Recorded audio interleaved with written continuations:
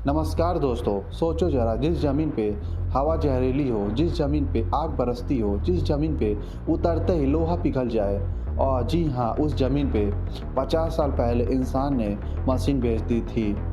जी हाँ, Soviet union ने पहली बार अपना झंडा गाड़ा था। पर सवाल है, ये मिशन बंद क्यों हुआ? क्या था इसके पीछे का रीज़न? क्यों अब रसिया जाने का नाम नहीं लेता? कोल्ड वॉर के पीछे का कोई बड़ा राज था?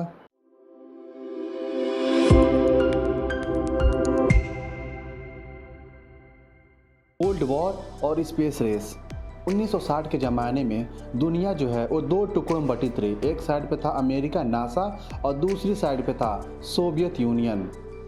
तो अमेरिका जो है वो मून पे फोकस कर रहा था अपोलो मिशन के जरिए, और सोवियत यूनियन ने भी तो कुछ जगह पे मून पे कवर कर लिया था। लेकिन दुनिया की जो नज़र है सोवियत यूनियन पे जा नहीं रही थी। सिर्फ डंका बज रहा था, अपोलो मिशन अपोलो मिशन। तो सोवियत यूनियन ने सोचा कि दुनिया जो है वो टेलीस्कोप से मून को तो देख सकती है, उसके सरफेस को।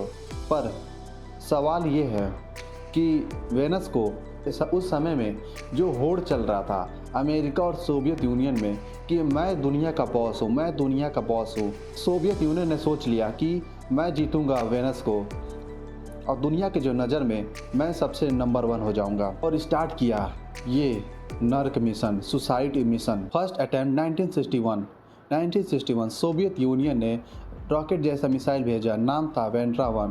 नर्क पे जाने का मिशन, सुसाइड मिशन पे जाने का। इसके गोल क्या थे? गोल ये था कि वेनस के चारों तरफ चक्कर लगाएगा और अर्थ पे वहाँ का डाटा जो है वो अर्थ पे भेजेगा। पर रिजल्ट क्या हुआ? फेल हो गया। ये जो है अपना जो है सिग्नल है वो खो दिया, ये अपना कंट्रोल है वो खो दिया, और ये प्रोब है वो स्पेस में ही खो गया। और आज तक जो है वो सूरज के चक्कर ही लगा रहा है। रसिया जो है उसने कहा कि मैं नहीं टूटूंगा, मैं रुकूंगा नहीं हूँ। रसिया ने कहा कि मैं नहीं रुकूंगा। और उस समय सोवियत यूनियन ने दो सैटेलाइट बना कर रखता था कि अगर एक फेल हो गया दूसरा जो है उसको रिलीज कर देंगे। अब आते हैं फेलियर का दौर। 1962 से 1966 तक चला। सोवियत यूनियन ने कई मिशन भेजे, वेंड्रा 2, वेंड्रा 3, वेंड्रा 4। और उस समय के ज़माने में सोवियत यूनियन ने 10 मिशन भेजे। ज़्यादातर क्या हुआ कि कहीं रॉकेट ही फट गया, सिग्नल ही ख़त्म हो गया, लैंडर ही जल गया, और जो वेनस का प्रेशर ही झेल नहीं पाया, उसकी वजह से क्रश हो गया। और 1966 के बाद हिस्ट्री बना पाया सोवियत यूनियन ने। अब जानते हैं पहली सफल लैंडिंग कब हुई थी? 1970 सोवियत यूनियन ने वेंड्रा 7 सैटेलाइट छोड़ा था धरती से। वेंड्रा 7 जो पहला सैटेलाइट था 23 मिनट जिंदा था वेनस पे, पर इतना काफ़ी था। इतने से ही डाटा वहाँ का पता चल गया कि वहाँ पे टेम्परेचर कितना है। टेम्परेचर यहाँ पे ओवन जो होता है लमसम 300-350 डिग्री सेल्सियस होता है, पर इससे भी ज़्यादा 150 गुना ज़्यादा 470 डिग्री सेल्सियस। और जो प्रेशर था वहाँ का 90 गुना ज़्यादा।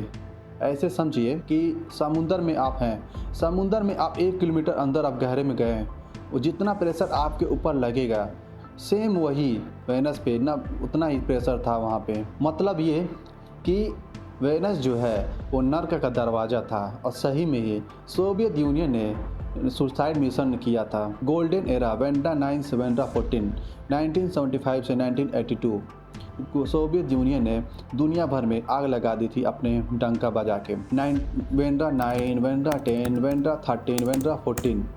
वेंड्रा 9 ने वहाँ की पहली फ़ोटो भेजी थी, वेंड्रा 13 ने वहाँ की जो है कलर फ़ोटो भेजा, और वेंड्रा 14 ने वहाँ पे सॉइल ड्रिल किया, पता किया कि हाँ दुनिया जान पाई कि जो वेनस है वो कैसी है। तो आखिर वेनस कैसा था? वेनस की ज़मीन थी जो है वो काले पत्थर, नोकीले पत्थर थे।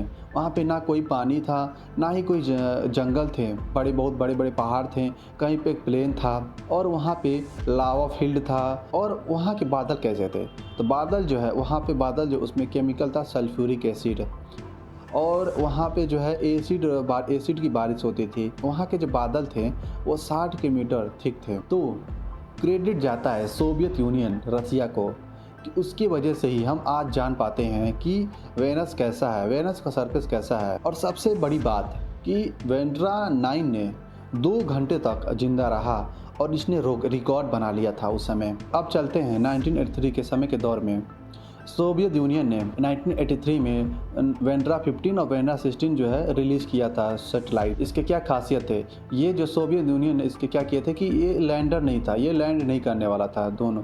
तो ये क्या 8 मंथ तक ये सिर्फ वेनस के चक्कर लगाते थे, मैपिंग किए नॉर्थ हेमिस्फीयर का, और ये 8 मंथ में 25% जो है नॉर्थ हेमिस्फीयर का जो है मैप बना लिए थे। इसकी वजह से वहाँ पे पता चल पाया कि वहाँ पे एक्टिव वोल्केनो है और जो प्लैनेट है अभी जिंदा है। अब जानते हैं आखिर सब बंद क्यों हो गया, क्यों रसिया ने फिर दोबारा जाने का सोचा नहीं। तो सोवियत यूनियन जो है 1991 में टूट गया, और टूटने की वजह से बजट जीरो हो गया, स्पेस बजट जीरो हो गया, साइंटिस्ट भाग गए। और सबसे बड़ा रीज़न था कि वेनस का जो सरफेस था, टेम्परेचर था और प्रेशर था। टेम्परेचर वहाँ 470 डिग्री सेल्सियस से भी ज़्यादा या 470 डिग्री सेल्सियस था।